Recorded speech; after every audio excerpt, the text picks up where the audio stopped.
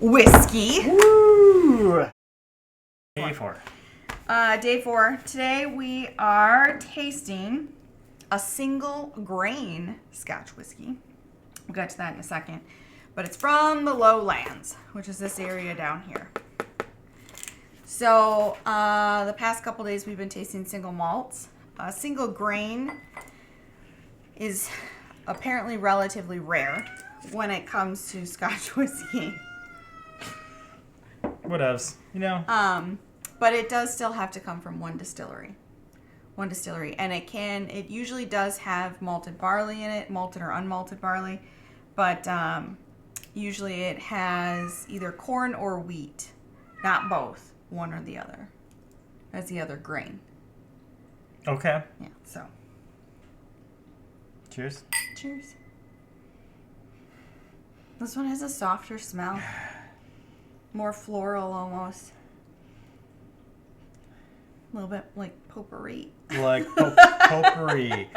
I wanted to say dead flowers. Like potpourri. Yeah. Like little white flowers and like dead dried roses.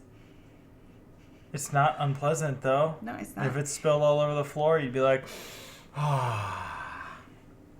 It kind of has a sweet aroma to it.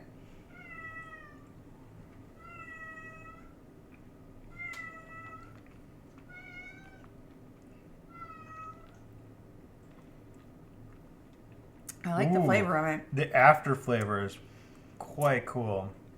I definitely like the flavor. I get a little bit of citrus on this one.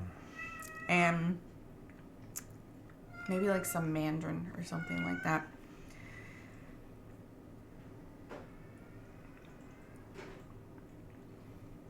Yeah, I know. Okay, so we poured this one quite heavy compared to the other ones.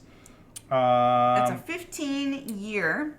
This one is from Port Dundas Distillery.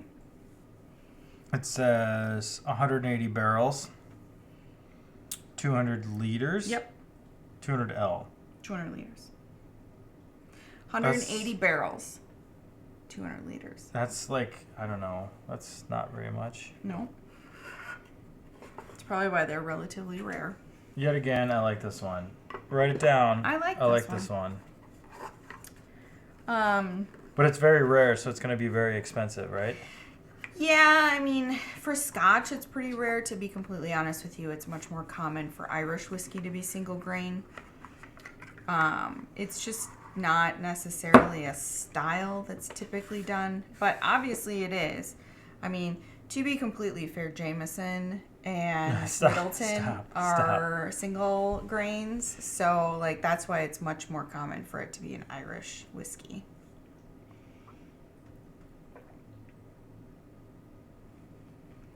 I still love the after, like the flavor profile, and then like the after is like it goes up and it has like a fruit note. Mm-hmm. And it doesn't burn in any way, shape, or form. It's got a little bit of prickliness on the sides, like way in the back at the end, but it dissipates pretty quick.